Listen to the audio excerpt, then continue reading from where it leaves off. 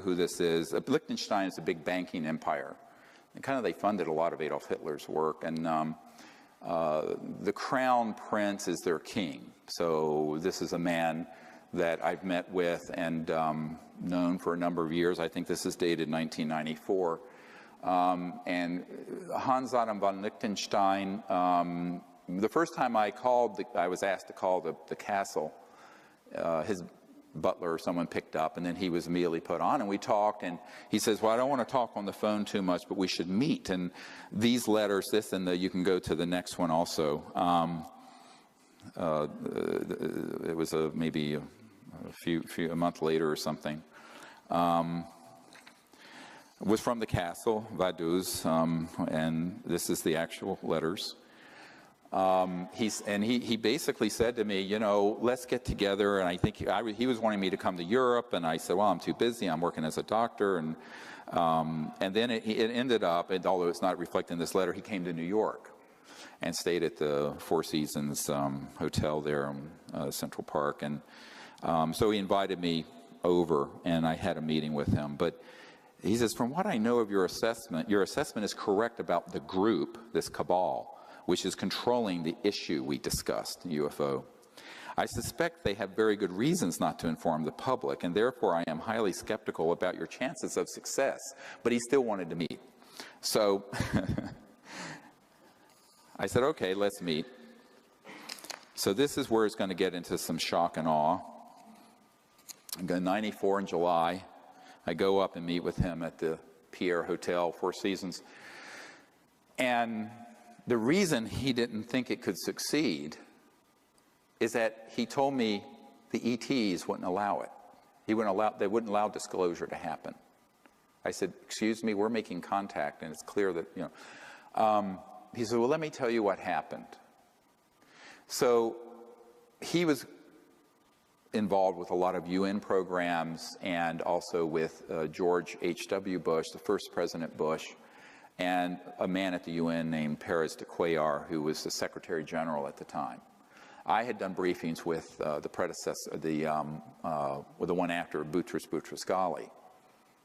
And he said to me, the reason I, on the phone, told you that it wouldn't be allowed isn't that it wouldn't be allowed from the point of view of the government, but the aliens won't allow it. I said, well, that's ridiculous. I mean, since we've been talking, we've gone down to Mexico, had a craft come out. I said, they're obviously wanting to make contact if we do it in a peaceful way and not a military way. He says, well, this was attempted before you started your organization.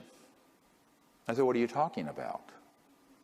He says, well, in November of 1989, in the fall of 1989, President Ronald Reagan, Mikhail Gorbachev, Perez de Cuellar, and himself, this guy, and others met on a committee, very sensitive and classified, to organize basically what I did with the Disclosure Project, to announce that we weren't alone and end the secrecy.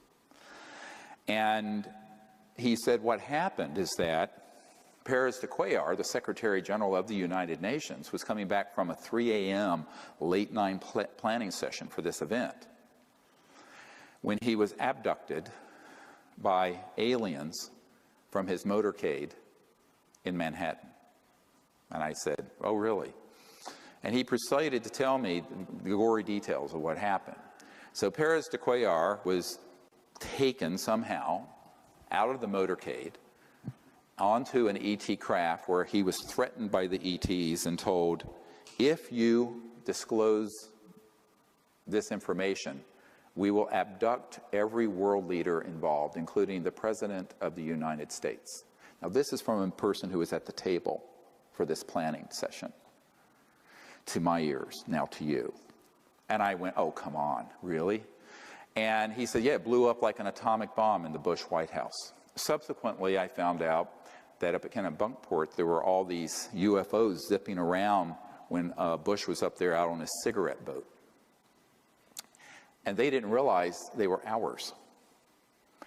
So now we're getting into false flag 101, up to and including being able to deceive members of Magic. And it took me a long time to get to the bottom of this mystery. Now, people like Bud Hopkins thought it was a real abduction case.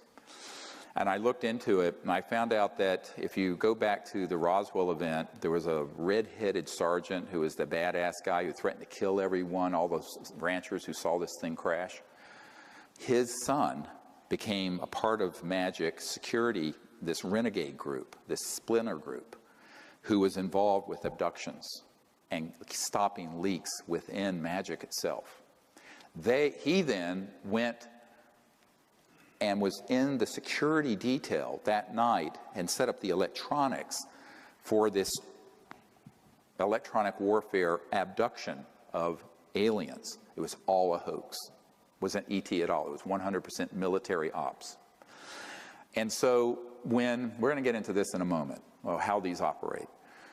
And so Paris de Cuellar, of course, not knowing about that end of the classified world, and I would say Papa Bush neither, thought it was actually ET.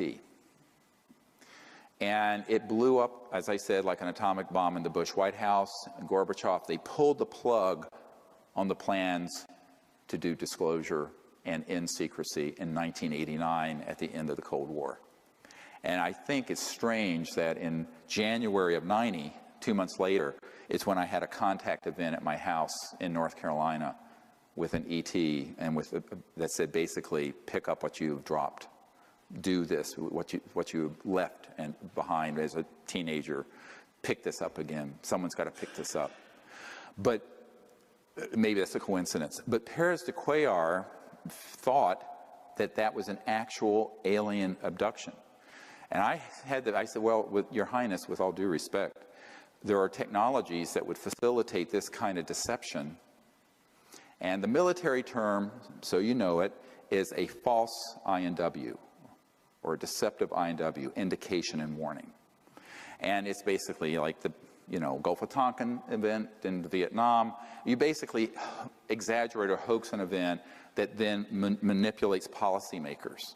So this was the ultimate takedown of official disclosure, which was about to happen in 1989. Got it? 26 years ago, November 1989. So here we are in 2015, and it took a lot to piece all this together, and I began to look into what the electronics were with this and what kind of technologies they might have. And one bit of insight that the prince had, he said, so he told me that the reason he was funding the abduction groups is that he was convinced that there was an existential threat from outer space. That's been the Sub Rosa plan since the 56. And that he wanted people to hate the aliens enough to pay the blood and treasure of World War III. And he also wanted it to be eschatological, where it would result in the end of the world, so that Christ would return and the good folks would go up in a flying saucer, I guess, with Christ. Now, this is what he was telling me. I'm just listening. And I'm going, whoa, this is like, woohoo. And he was completely convinced that this is what needed to happen. This sort of end of the world, eschatology is the study of the end of the world event, and that's why he was putting so much money in and providing so much funding to Mack and David Jacobs and Bud Hopkins and all this. And he told me, he says, I'm going to stop funding John Mack because he's become too positive about contact, and I only want to fund people who are going to put things out there that scare people and make them hate the aliens. He said this. So I went, oh boy. Now this is connecting a dot that all of you better listen to very carefully. It's the last thing you learn today. And that is that there is an overarching agenda that was hatched in the 50s. Remember that psychological warfare document and its value? That was hatched in between 53 and 56 to create the specter of a threat from outer space that does not exist. Werner von Braun stated on his deathbed, and we have the testimony of his assistant, that and said, they will first have the Cold War, then we decided there would be nations of concern, then global terrorism. We have this testimony from before 9/11. Then that would be followed by threats from outer space. They'll start talking about asteroids and things of this sort, but the ultimate one they're going to play is the alien threat, and it's all a lie, and it's all a hoax. But in order for the lie to work, they have had to create a body of disinformation, false information, and frightening scenarios, and actual events that would be convincing to our policymakers like Reagan, convincing to the average person, and to the UFO public that consumes videos, entertainment consoles, movies, etc. And that has been the 50 to 60-year plan. Don't forget that no less a figure than Douglas MacArthur in his last address to the Congress said World War III will be interplanetary. So they have been wanting to provoke an interplanetary conflict for as long as I've been alive, and I'm no spring chicken. And, all right, so this gets into a huge problem of how people consume information and can be manipulated through fear. Because if you look at the roots of human warfare, the early days, and even today, it's people abducting people, a tribe's women, raping them, abusing them sexually, etc., and so on. This is all stuff that they are simulating and saying that the ETs are doing through these abduction scenarios. It is 100% being done by military special operations that are this paramilitary force. And this is the deep end of the pond. Now, when I discovered this back in 1994, now this is 21 years on, I was told by someone in the intelligence community, don't talk about that, because that's what's really dangerous for you. And it's also what will discredit you, and it will also cause them to hate you the most, because you're defanging their whole war plan. The next big war is not terrorism, it's interstellar. And if you expose that it's a hoax, it takes all the steam out of their plan. I said, yes, but if we don't, we're cooked, because there's no way you can have war that's interstellar and survive it. It'd be worse than mutual assured destruction, because the technologies are 1,000 times worse than a hydrogen bomb. So I said, look, we're going to have to figure out how to deal with this. And the only way I know how to do it is put the sunlight in there and let people know what the truth is. So a man came along. If you go to the next slide, and you probably have seen this. It's up on our website. When we first put it up, it had over 600,000 views. The next day, the intelligence community went in and said there were 6,000 views. By the way, if you believe the metrics on Google and YouTube, I have a bridge to sell you. It's all can be manipulated, because it moves you down the search engines. So when this hit, within a couple of days, had 600,000 views. This man, William Pollock, his name is pronounced Powlick, was a man, very good man, who gave me an interview only to be released posthumously after he died. And not long, a few years ago, I got a letter from his wife, significant other, I guess, they weren't technically married, with a death certificate and a letter giving me permission, and he had passed away. And I have a lot of these, and I honor my word about keeping a confidence. So what happened is that he gave me this interview, and in it, he talks about the development of RF radio frequency chip implants back in the 70s and 80s. And when he was developing, it was totally an accidental thing that happened. He was with a company that developed it. He then got called into the CIA, and they started doing special programs for the CIA to develop it. And at a certain point, Siemens in Silicon Valley manufactured 2 billion of them, with a B, of these RF chips. And the way they work, I mean, they can be so miniaturized, you could eat something with it, it has a radio free, and it can transmit not only where you are, but the really advanced ones have a neurophone capability to control thought and behavior. Very sinister stuff. So you can actually do a lot of psychological warfare with these RF frequency chips. Now that was the early stages in the 70s and 80s. Now you figure, 40 years later, they're more and more and more and more sophisticated. And as I've watched the whole UFO subculture sort of get involved with this whole fascination with abductions and implants, I went, yeah, but EG&G is on one of the plants is on the edge of the Area 51. They're the ones manufacturing the implants that you're taking out of these abduction victims. Absolutely. They're not coming from outer space. They don't need that. If you're interstellar, you're transdimensional. If you're transdimensional, you don't need an RF frequency plant chip to track anybody, because their technologies are way beyond that. I said, this is human, 100%. And you better wake up. And so Powlett gave us this interview, and it was one of a dozen data points that I began to accumulate. And then, not many years ago, I get a document, the next one, which is chilling. Has never been shown. It's from the Strategic Studies Institute, think tank, and it's dated 1995. And it was talking about all kinds of global security strategies. And, you can look at it yourself. Cult-programmed graduates, blah, blah, blah, who will be expected to participate in contrived UFO abduction scenarios. Listen carefully. Oh, we need the next one up. Strategic Studies Institute. Is it? I can't see the screen. Is it up? All right. So I loathe reading to people but this I will.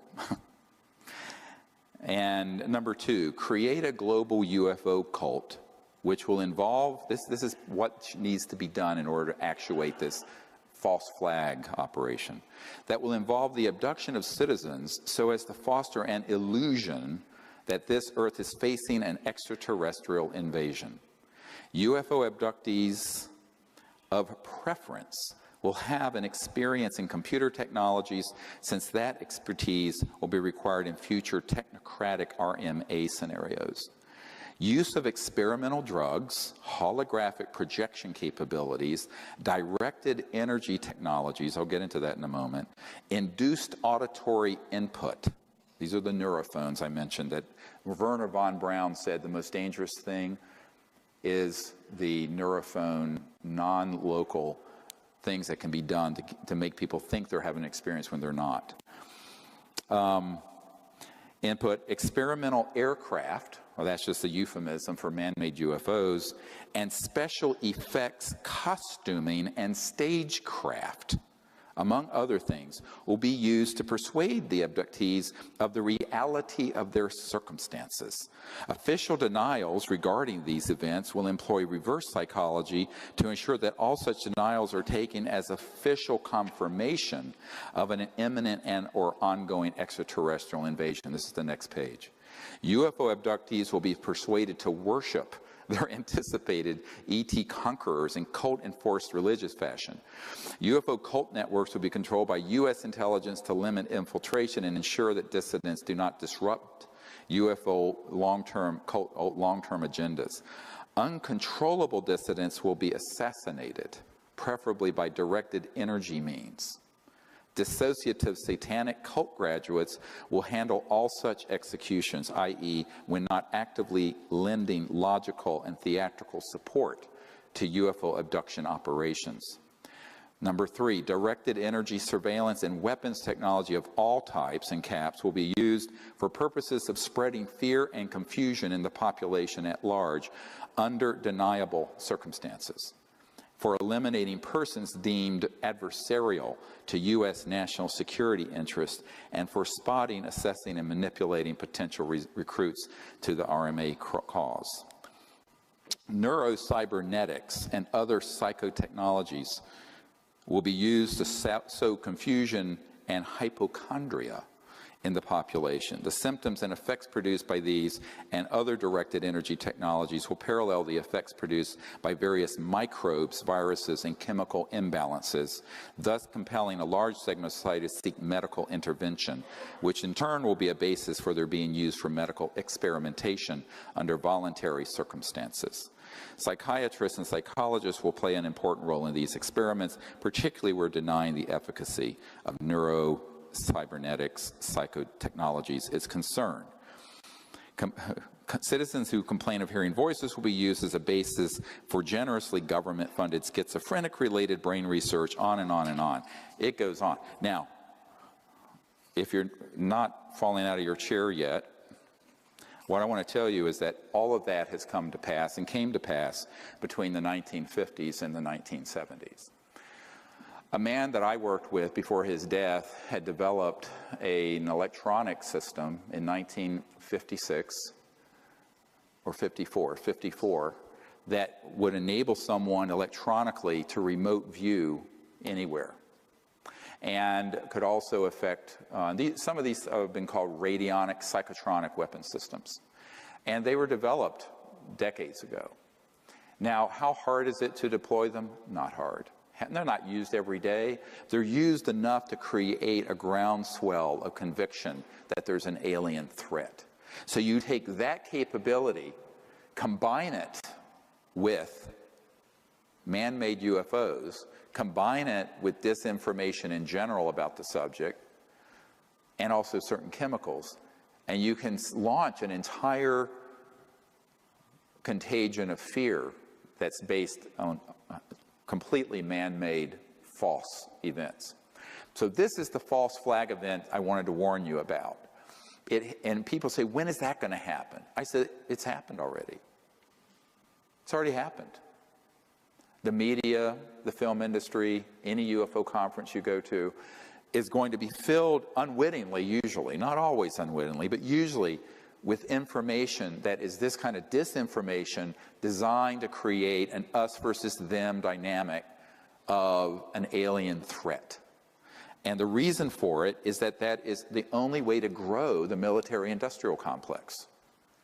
You know, Leon Panetta, the CIA director and then Secretary of Defense, but when he was CIA director, said, you know, we're spending $110 billion a year chasing down 70 al-Qaeda members in Afghanistan. Ridiculous. And in order to sustain the level of expenditures and grow the military-industrial intelligence laboratory financial complex, you got to have another enemy. And as terrible as the terrorism threat is, and it's real, it's nothing compared to what they could do, like in the movie Independence Day, where they stage an attack using man-made anti-gravs that look very ET, with this kind of technology, that there's a threat or an attack on Earth. So, heads up, Wernher von Braun, on his deathbed, warned that this would happen and it would be hoaxed. We've had so many people. I have met with one man, I can't get him to come forward, and then another, and then another, and then another, who spoke of, in the early days, they used, I know this sounds terrible, but he was a little guy, and he was so short, and they basically did like you would in a movie, suit and head and mat to make him look like an alien. And he would be, there would be military choppers nearby, but he would be on one of these flying discs, man-made, and go in and with a chemical canister and some electronics, abduct people. And he says, oh yeah, I was on an abduction squad, it was way back, I think in the 60s. They've gotten better, and I say better, and they've become more efficient because over the decades they've developed little creatures that look like an ET. They may look gray or like a reptile or this, and they kind of walk like this. They have this robotic, weird walk, and if you look at the, I saw the video that Stan Romanek had of the one that came into his house, that basically a film company bought up in Black Shelf. Nobody has seen this. I was at his home. And the one that came into his house was exactly one of these so-called gray-like creatures. And the way it moved was this very robotic. It was so obvious that it was a biomachine. And if you go into the brain, it is physical. It has a biological component, but it's laced, the neural cortex is laced with integrated circuits. And it's completely under control of these military operatives. But he thought it was an alien. I said, well, it was an alien, but not an ET. So I used the word alien, which has a very xenophobic ring, to connote the man-made ones, and the ETs are the ones that are interstellar. The aliens that are man-made are ones that are completely under the control of these paramilitary operations. And the stagecraft, if you use the language of this Strategic Studies Institute document, is so good that it would fool anyone. The president, the CIA, you could abduct, and they did. They abducted Paris de Cuellar out of his limousine using this stuff, and he thought it was ET. And that's why they killed the initial plan to end secrecy at the end of the Cold War. Gorbachev was on board, Reagan was on board, Paris de Cuellar, head of the UN, Prince of Liechtenstein was involved, et cetera, and so on. Killed it. Now we're getting, this I know is where everyone's going, can this man have lost his mind? Every word I'm telling you is true. This is W. Bush, the first President Bush, and a man at the UN named Paris de Cuellar, who was the Secretary General at the time. I had done briefings with the predecessor, with the one after Boutros Boutros-Ghali. And he said to me, the reason I, on the phone, told you that it wouldn't be allowed isn't that it wouldn't be allowed from the point of view of the government, but the aliens won't allow it. I said, well, that's ridiculous. I mean, since we've been talking, we've gone down to Mexico, had a craft come out. Who this is? Liechtenstein is a big banking empire. And kind of they funded a lot of Adolf Hitler's work. And the crown prince is their king. So this is a man that I've met with and known for a number of years. I think this is dated 1994. And Hans Adam von Liechtenstein, the first time I called, I was asked to call the castle, his butler or someone picked up, and then he was immediately put on, and we talked, and he says, well, I don't want to talk on the phone too much, but we should meet in this hotel there in Central Park. And so he invited me over, and I had a meeting with him. But he says, from what I know of your assessment is correct about the group, this cabal, which is controlling the issue we discussed, UFO. I suspect they have very good reasons not to inform the public, and therefore I am highly skeptical about your chances of success. But he still wanted to meet. So I said, okay, let's meet. So this is where it's going to get into some shock and awe. I'm going 94 in July. I go up and meet with him at the Pierre Hotel, Four Seasons. And the reason he didn't think it could succeed is that he told me the ETs wouldn't allow it. They wouldn't allow disclosure to happen. I said, excuse me, we're making contact, and it's clear that, you know. He said, well, let me tell you what happened. So he was involved with a lot of UN programs and also with George H.W. These letters, you can go to the next one also. It was maybe a month later or something. It was from the castle, Vaduz, and this is the actual letters. He basically said to me, you know, let's get together. And I think he was wanting me to come to Europe, and I said, well, I'm too busy. I'm working as a doctor. And then it ended up, and although it's not reflected in this letter, he came to New York and stayed at the Four Seasons.